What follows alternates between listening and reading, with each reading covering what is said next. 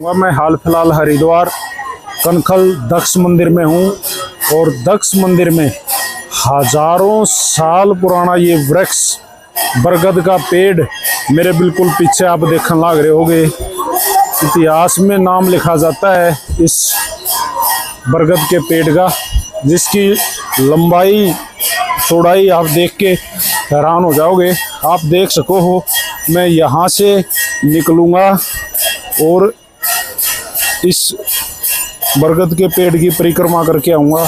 आप इसको ध्यान से देख सको हो, ये देखो, ये परिक्रमा ही इतनी बड़ी है कि ये हजारों साल पुराना वृक्ष जिसकी पूजा करी जाती है। दक्ष मंदिर में आके इस वृक्ष का धागा बांधो, आपकी मनोकामना पूरी हो जाती है। भाई इस तरह की कथाएं कहानियां बताई जाती हैं। और सामने आपने देखा माँ गंगा की आरती होने लग रही है। अब मैं आपको महाराज जी से भी मिलवा देता हूँ। अब आप दर्शन करने लग रहे हो महादेव जियों के, श्री दक्षेश्वर महाराज जी के दर्शन आप इस मंदिर के माध्यम से कर सको हो।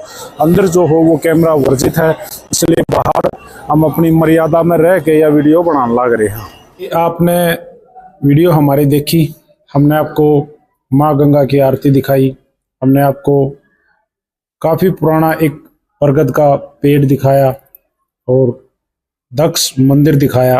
अब इस मंदिर की गद्दी पे जो महंत हैं, महंत रविंद्रपुरी जी महाराज हमारे साथ जुड़े हैं। सबसे पहले तो महाराज जी मेरा प्रणाम स्वीकार करें। बहुत शुभकामना आपको और आपकी पूरी टीम को और आपके जितने दर्शक हरियाणा के उत्तर भारत के जो राज्य में आपके इस चैनल को देखते हैं उन सब के लिए भगवान दक्षेश्वर की तरफ से बहुत बहुत शुभकामना, बहुत बहुत बधाई। महाराज जी एक मेरा सवाल है, मैंने सुना है आप भी हरियाणा से हो, तो महाराज जी कहाँ से हो हरियाणा से, ये थोड़ा सा बता दो। प्रकृति का जो ब्रह्मा जी के सृष्टि का विधान है, इस पंचभौतिक शरीर को कहीं न कहीं किसी न किसी भूमि में जन्म तो लेना ही पड़ता है। तो वो जो आपका प्रश्न है वो सही है और मूल जन्मभूमि मेरी हरियाणा की ही है। लेकिन क्योंकि मैं बाल्यकाल से राजस्थान रहा और अभी 25 साल से लगभग यहाँ हरिद्वार में रह रहा हूँ, तो संत का तो जन्मभूमि सारा विश्व ही है। लेकिन ये जो पंचभौतिक शरीर है, भगवान राम जब लंका विजय प्राप्त करके आए, जो अयोध्या में विमान से जब नीचे उतरे हैं, तो रावण की जो स्मृतियां थी उनको समूल ब्रेन से नष्ट किया उन्होंने। विभीषण के मन में जो भाव थे, उसमें हनुमान जी ने एक प्रश्न पूछा था कि प्रभु आप तो सारे ब्रह्मांड के नायक हैं, सारी सृष्टि आपकी, अयोध्या के प्रति आपका मोह क्यों है? तो भगवान राम कहते हैं कि हे हनुमान, ये जो मेरा पंचभौतिक शरीर है, इसकी जो नाभि की नाल जो बच्चा के जब जन्म होता है उसको काट के यहाँ दबाया हुआ, इसलिए जन्मभूमि का एक विशेष लगाव रहता है। वो लगाव थोड़ा बहुत आज भी है, लेकिन क्योंकि हम तो सन्यासी हैं, सन्यासी के लिए सारी भूमि ही जन्मभूमि है। जी आप वैसे शिष्य किन के हो, अपने गुरुजियों का परिचय प्लीज एक बार। हम श्री पंचायती अखाड़ा माँ निर्वाणी, जो नागा सन्यासियों की एक वैदिक काल की प्राचीन परंपरा है, और हमारे यहाँ जो गुरु शिष्य परंपरा है, हमारे महाराज जिनका नाम था श्री महंत महाकालपुरी जी, और क्योंकि हमारे यहाँ जो वैदिक परंपरा में, इष्ट परंपरा में भगवान कपिल मुनि को ही भारत सरकार के जो डॉक्यूमेंट्स उसमें लिखा जाता है, तो हमारे सब लोगों के नाम के आगे जितने संत संन्यास लेते हैं महानिर्वाणी अखाड़े में, उनके आगे नाम कपिल मुनि ही लिखा जाता है, जिनके आशीर्वाद से ही गंगा का अवतरण हुआ है और शकर राजा के 60,000 पुत्रों को जिन्होंने भस्म किया दृष्टि से। तो ये एक ऐसी संस्था है जिसकी स्थापना लगभग 1400 साल पहले हुई है, और हरियाणा में इसकी बहुत सी शाखाएँ आज भी, कुरुक्षेत्र में है, पेहवा में है, अम्बाला में है, कैथल में है, यमुनानगर में है, पंजाब में बहुत शाखाएँ हैं। तो ये एक प्राचीन संस्था है और मैं इससे संबंधित हूँ। और वर्तमान में जो हमारी हरिद्वार की जो हेडक्वार्टर है उत्तर भारत के 6 राज्यों का, यहाँ मैं कार्यरत हूँ। और भगवान दक्षेश्वर जो अपने आप में पृथ्वी का पहला शिवलिंग है, जहाँ भगवती सती का जन्म हुआ है, जो राजा दक्ष की पुत्री थी और भगवान शिव की प्रथम पत्नी, उनका जन्म भी यहीं हुआ, उनका संहार भी यहीं हुआ। और उस यज्ञ का जो आयोजन हुआ था, उसके बाद जो भगवान शिव के प्रकोप से राजा दक्ष का यज्ञ विध्वंस हुआ वीरभद्र के द्वारा, और जो उनका गर्दन का छेदन हुआ, उसी आकृति का शिवलिंग है ये। इसको पुराणों के अनुसार पृथ्वी का पहला शिवलिंग माना गया। और आपकी पूरी टीम और आप स्वयं सौभाग्यशाली हैं कि माँ भगवती जगदम्बा के नवरात्रा का आज 5वां दिन है और ये उनकी उत्पत्ति का जगह है, और गंगा का तट है, और भगवान दक्षेश्वर के और भगवती सती के आपको दर्शन प्राप्त हो रहे हैं। तो ये जो वैदिक परंपरा का सनातन का जो प्रचार प्रसार आपके इस चैनल के माध्यम से हो रहा है, बहुत ही एक आज के समय में, क्योंकि भौतिक युग में मनुष्य को भौतिक जीवेशनाओं को शांत करने का समय ही नहीं है। धर्म के विषय में लोग जानकारी क्या लेंगे, लेकिन ये कहते हैं कायिक, मानसिक और वाचिक रूप से जो व्यक्ति कर्म करता है उसको फल अवश्य प्राप्त होता है। महाराज जी, पिछले दिनों प्रयागराज में महाकुंभ हुआ। महाकुंभ का आयोजन भारत सरकार ने बड़े हर्षोल्लास से किया। आपने भी लगभग 2 महीने महाकुंभ में बिताए। महाराज जी, मैं चाहूँगा थोड़े से शब्दों में हमारे दर्शकों तक उस महाकुंभ की भी व्याख्या कीजिए। आपको क्या लगा? लोगों के अलग अलग क्वेश्चन थे, कोई सही बता रहा था, कोई गलत बता रहा था, कोई कुछ कह रहा था। मैं भी गया था, लेकिन मैं आपसे सुनना चाहूँगा महाराज। कुंभ अपने आप में एक ऐसा पर्व है जो संसार के बहुत से राष्ट्रों की जनसंख्या नहीं है, और ये जो कुंभ महापर्व 2025 था, ये अपने आप में अलौकिक और दिव्य था। और भारत सरकार और राज्य सरकार ने जिस प्रकार से प्रचार किया, वो जितना क्राउड वहाँ इकट्ठा हुआ, अपने आप में बहुत ही दिव्य और भव्य था। लेकिन चूंकि जहाँ ज़्यादा जनसंख्या की मात्रा एक जगह इकट्ठी होती है, वहाँ कोई न कोई अपवाद होता है, कुछ ऐसी घटनाएं हुई। अपने आप में कुंभ की व्यवस्था योगी जी ने बहुत अच्छी की। और ये कुंभ अपने आप में जो है ज्योतिषीय गणना के आधार पर सूर्य जब मकर राशि में आते हैं, और जिस दिन मौनी अमावस्या को चंद्रमा और सूर्य एक राशि में रहते, तो प्रयाग में कुंभ का आयोजन होता है। तो मेरा लगभग ये समझो आपके चौथा कुंभ था ये प्रयाग का। 89 में फर्स्ट मैंने कुंभ किया था, उसके बाद 2001, 2013 और ये 2025। उसके बीच में अर्ध कुंभ आता है 6 साल में, जैसे 95 में आया, फिर 2007 में आया। तो ये अर्ध कुंभ 2019 का जो अर्ध कुंभ था योगी जी के नेतृत्व में, वो बहुत ही अलौकिक और दिव्य था। वैसी व्यवस्थाएं तो इस कुंभ में नहीं थी, लेकिन कुल मिलाकर के सरकार की व्यवस्थाएं अच्छी थी।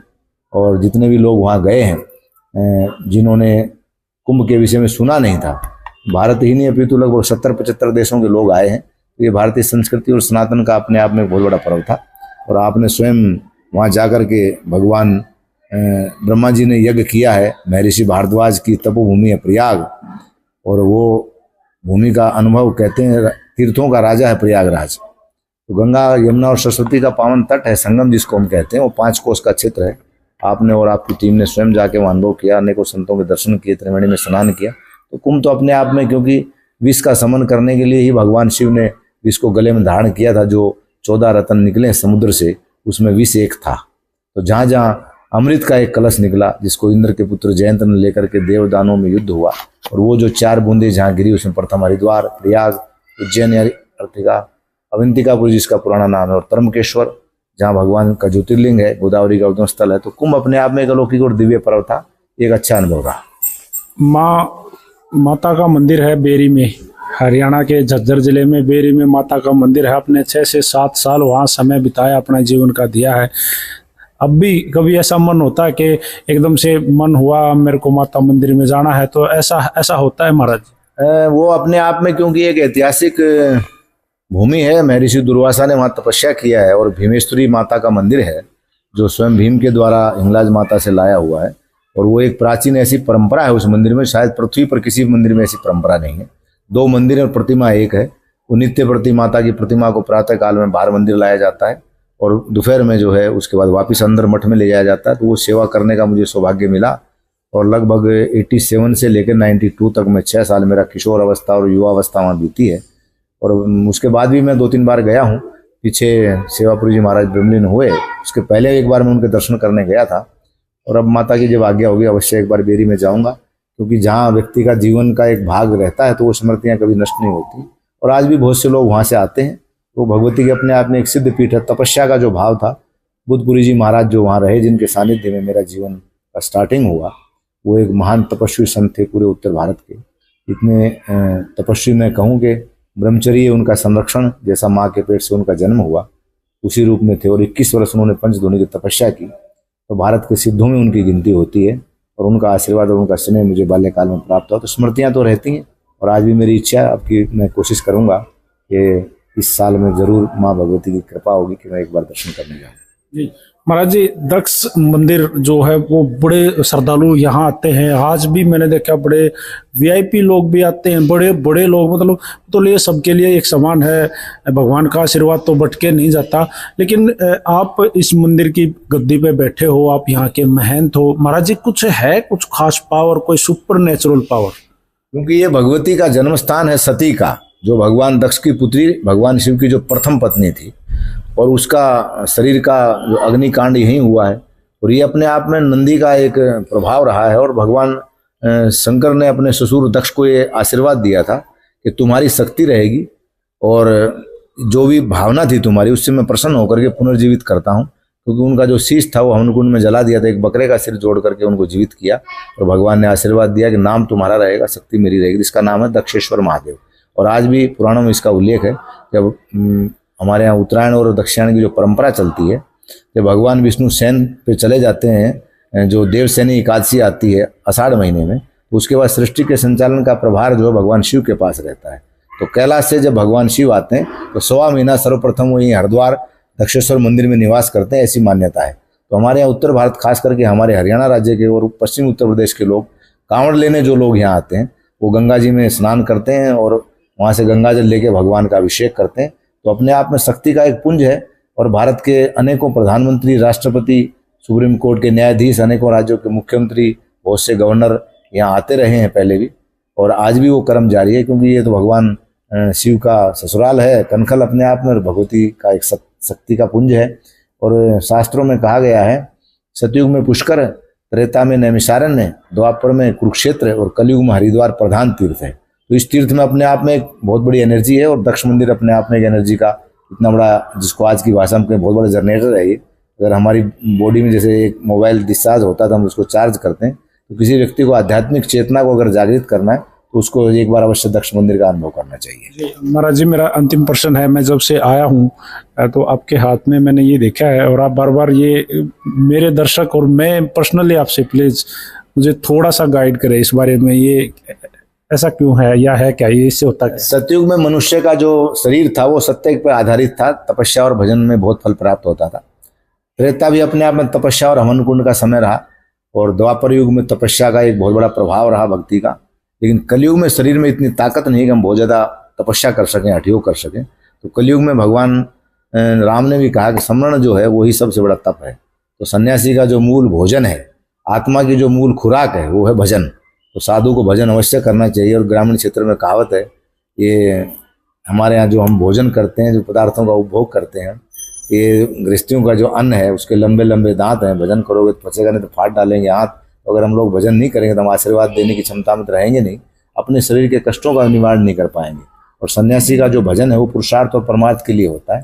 तो हमारी यही भावना रहती है कि जितना समय हम भगवान के देवालय में रहें, वहाँ निरंतर हमारा जप और हमारा श्रवण चलता रहे। जितनी भी कायिक मानसिक जो हमारे शरीर की प्रक्रियाएं हैं वो ईश्वर के चरणों में समर्पित रहें, उसी भावना से हमारा जीवन पूर्ण है। मात्र जो हमारी जो बोली है हरियाणवी, महाराज जी सारी याद है? कभी कभी ऐसे डायरेक्टली वो बोलते थे, मातृभूमि और मातृभाषा वो आदमी भूल ही नहीं सकता है।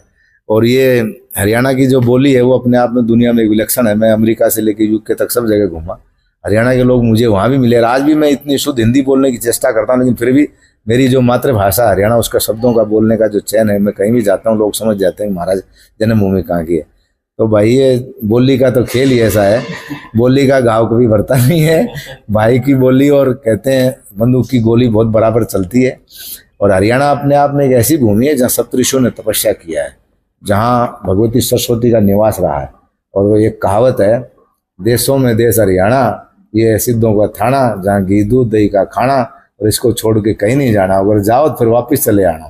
तो आपके इस चैनल के माध्यम से जो समझ ना सकते जगत के मन को, अज्ञान रूपी मल हो गया और बेईमानी में मगन रहे हैं, गांठ गांठ में छल हो गया। आज का जमाना ऐसा ही है। पंडित लक्ष्मी चंद ने ये रागनियाँ जो गाई हैं भविष्य की दृष्टि को देखते हुए, वो आज सारी सत्य हो रही हैं। तो आपके इस चैनल के माध्यम से मुझे बहुत खुशी हुई कि आप स्वयं यहाँ आए। और महाराज हमारे रामानंद जी महाराज एक तपस्वी संत हैं, और वो भी युवावस्था से साधु बने और एक अच्छा अलौकिक दिव्य, उनकी माँ की आज्ञा से उन्होंने संन्यास धारण किया, वो माध्यम बने आपको यहाँ लाने का। उनके जीवन के लिए भी मेरी बहुत बहुत शुभकामनाएं, और आपके गृहस्थ जीवन के लिए, आपके समाज के लिए, आपकी पूरी टीम के लिए मेरी भगवान दक्षेश्वर से प्रार्थना, सब मंगलमय हों, स्वस्थ रहें, प्रसन्न रहें। जी महाराज जी प्रणाम, बहुत अच्छा लगा आपसे मिलकर। और आप भी भाई इस वीडियो को साथ के साथ शेयर करना, कमेंट बॉक्स में अपनी राय जरूर देना। और जैसे महाराज जी ने बताया, दक्षेश्वर जी महाराज के, दक्षेश्वर महादेव के दर्शन करने आप हरिद्वार आओ तो यहाँ जरूर आए। नमस्कार, राम राम, जय हिंद, जय हरियाणा, सत्यमेव जयते।